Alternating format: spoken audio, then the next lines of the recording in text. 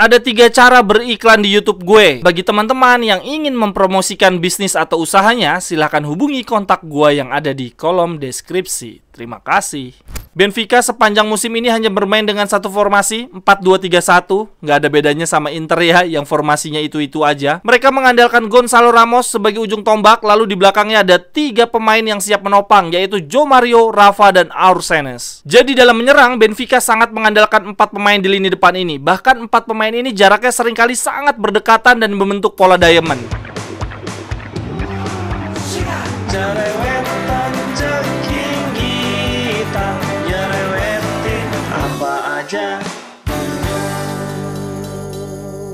Teman-teman yang sedang kalian saksikan saat ini adalah Cerewetin Intar. Apa kabar teman-teman semua?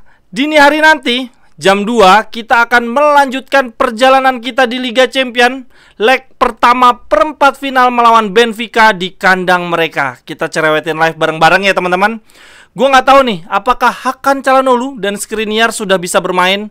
Tapi kalau menurut gue nggak perlu dipaksakan, jangan ambil risiko. Lebih baik mereka difokuskan di Serie A aja ya, untuk mengamankan posisi 4 besar. Sedangkan dari sisi Benfica sendiri, mereka baru aja kalah dari Porto teman-teman. Dan ini terjadi 1 pertandingan sebelum melawan Inter. Menurut gue ini pukulan sangat telak. Karena sebelumnya Benfica sepanjang musim ini tidak terkalahkan di kandang sendiri. Ini menjelang bertemu Inter malah kalah di kandang, dan yang mengalahkan mereka adalah Porto, tim yang ditaklukkan oleh Inter. Jadi secara moral menurut gue Benfica agak drop walaupun mungkin sedikit. Dan lebih parah lagi, di partai melawan Porto ketika mereka kalah, salah satu pemain pilar mereka, bek kanan, namanya Alexander Bah, harus ditarik keluar di tengah pertandingan karena cedera. Ini adalah kehilangan yang cukup besar bagi Benfica, karena Bah ini adalah salah satu pilar mereka. Di musim ini sudah bermain 39 kali, cetak 1 gol dan 6 assist. Dia adalah salah satu pemain Benfica yang menjadi hot prospect ya, pemain yang paling banyak diincar oleh klub-klub Eropa. Lalu kalau gue pelajari dari statistik Benfica musim ini, pemain mereka yang paling subur adalah Gonçalo Ramos, penyerang berusia 21 tahun.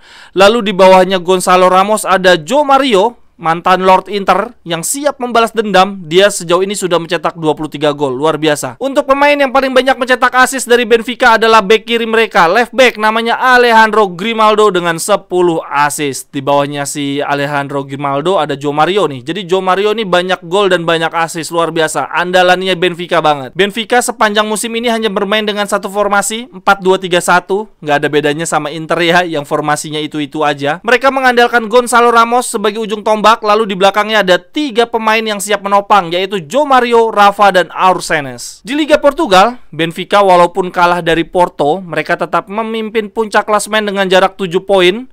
Sedangkan di Liga Champion, wah ini perjalanannya Benfica luar biasa. Mereka di babak grup tidak terkalahkan, memimpin klasemen. Di bawahnya ada Paris Saint-Germain dan Juventus. Lalu di per-8 final mereka lolos dengan agregat 7-1. Jadi luar biasa. Tapi yang membedakan Benfica sekarang adalah lini tengahnya tidak sekuat ketika di paruh pertama ya, karena mereka kehilangan Enzo Fernandez. Lalu dari gaya permainan teman-teman, ketika Benfica tidak menguasai bola, formasi yang mereka gunakan adalah 4-1-3-2. Jadi penyerangnya adalah 2 penyerang ini tugasnya adalah mempressing back-back musuh sehingga build up-nya tidak nyaman. Jadi Benfica ini adalah tim yang bermain dengan high pressing ya. Bahkan ini ada contohnya ketika melawan Paris Saint-Germain aja. Melawan tim sekelas Paris Saint-Germain, mereka ngotot banget. Pressing di zona pertahanannya Paris Saint-Germain, gokil. Tetapi uniknya teman-teman, ketika lawannya Benfica ini berhasil build up dan masuk ke zona permainannya Benfica, mereka tidak high pressing lagi. Benfica lebih bermain ke zonal marking. Dia tidak ngepress terlalu tinggi, tapi juga tidak terlalu rendah. Mereka stay di posnya masing-masing. Lalu dalam membangun serangan, Benfica selalu build up dari belakang, dari kiper, dan formasi build up mereka adalah 4-2. 4 back dan 2 gelandang ini selalu nempel untuk membangun serangan. Dan ketika mereka akhirnya berhasil build up, bola mengalir ke tengah, formasi belakang mereka yang tadinya 4-2 menjadi 3-1. Karena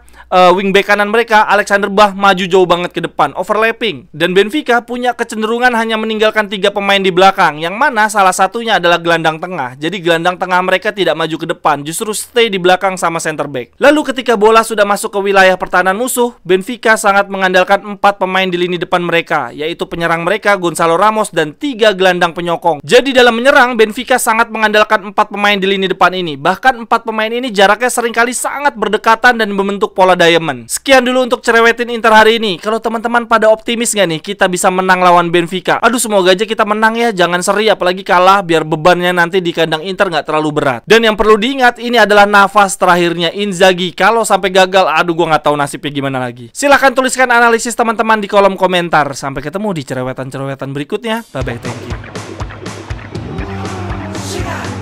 you.